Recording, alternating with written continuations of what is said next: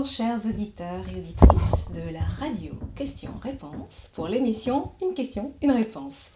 Donc bienvenue et merci encore de nous suivre sur cette émission et j'espère que vous y trouvez les clés pour trouver votre bonheur, Bruno, est-ce qu'on peut le dire? En tout cas, qui puisse vous permettre d'améliorer votre vie. Alors, question aujourd'hui sur l'injustice. Alors, je prends mon petit carnet.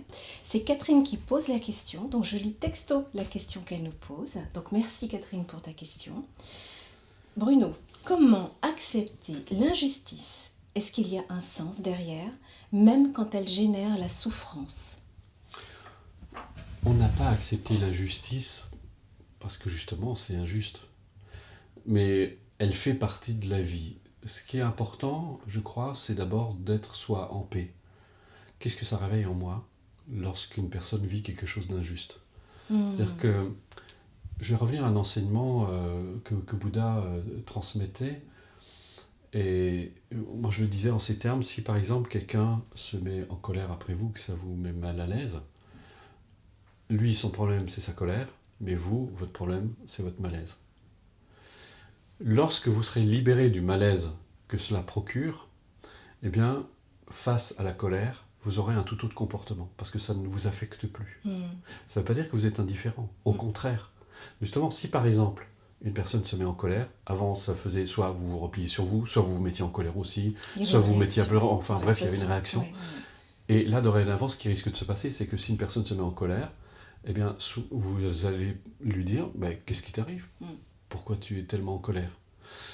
En fait, vous allez avoir une attitude d'accueil, d'écoute à l'égard de cette personne, et vous allez l'aider à s'apaiser. Donc vous allez avoir un comportement approprié. D'accord. Quand on est libéré de l'injustice, du sentiment d'injustice soi-même, eh bien, ça va nous aider à avoir une attitude appropriée face à ces injustices. C'est est-ce que le fait de m'indigner, de me révolter, est-ce que ça va apporter quelque chose à ces gens qui souffrent d'injustice? Non. Mais à partir de là, ça veut dire que moi, je vais être beaucoup plus attentif à ne plus mettre d'injustice dans le monde. Avoir un comportement plus juste, justement. Je vais rechercher à être davantage juste à l'égard des personnes.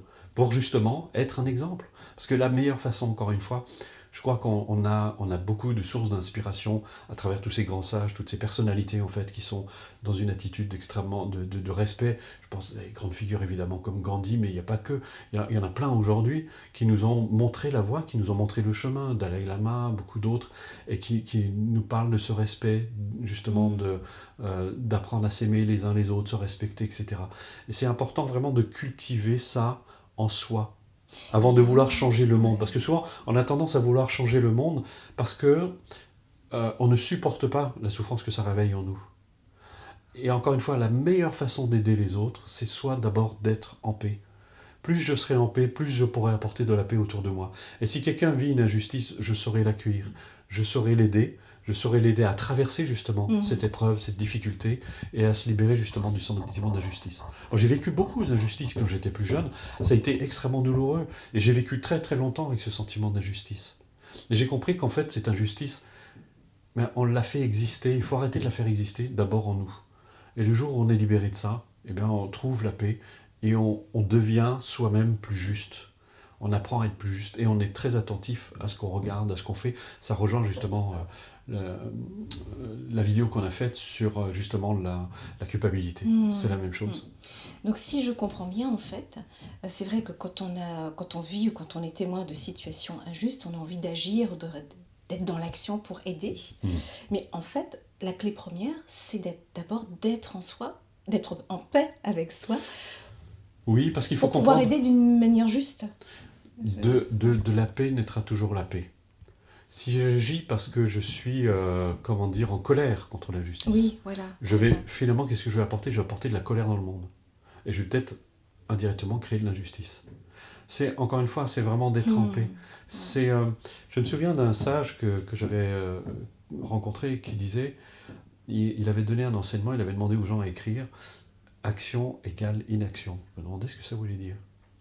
Et après, en méditant plus profondément, j'ai fini par comprendre, en fait, c'est que de l'inaction naît l'action. C'est-à-dire que quand j'ai enfin trouvé la sérénité, que j'ai enfin trouvé la paix, c'est de cette paix que je peux agir. C'est de cette source que je vais agir.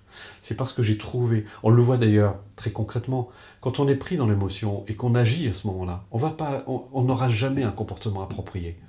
Comme on dit souvent, il faut d'abord que je me calme. Et quand j'aurai retrouvé le calme, je pourrai agir de façon appropriée.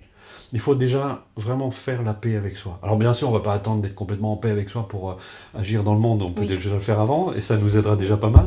Mais c'est un processus qui peut se faire simultanément. Simultanément. Hein. Voilà. Et c'est chaque fois, justement, ces situations réveillent en nous des sentiments négatifs qui nous appartiennent. Et plus je vais apprendre à gérer et à accepter ces sentiments négatifs, à les dépasser, et bien plus j'arriverai à agir de manière juste et de manière appropriée. Mais c'est un long travail comme disait Mathieu Ricard, c'est un long processus de maturation. Un long processus de maturation, en tout cas. Merci infiniment pour ce que tu viens de nous dire. J'espère que tu auras répondu à la question de Catherine. Merci Bruno. Oui. Puis juste pour terminer, si on sent qu'il y a beaucoup d'injustices, il suffit de se lancer dans l'humanitaire et puis de faire des choses pour aider les autres. Voilà. Mais c'est l'action, effectivement. C'est l'action. Ça rejoint ce qu'on disait tout à l'heure, c'est-à-dire qu'on peut c'est un processus simultané, d'apporter la paix en soi et en même temps d'aller agir, mais dans des dimensions humaines ou humanitaires. Exactement. Merci infiniment Bruno, encore une fois.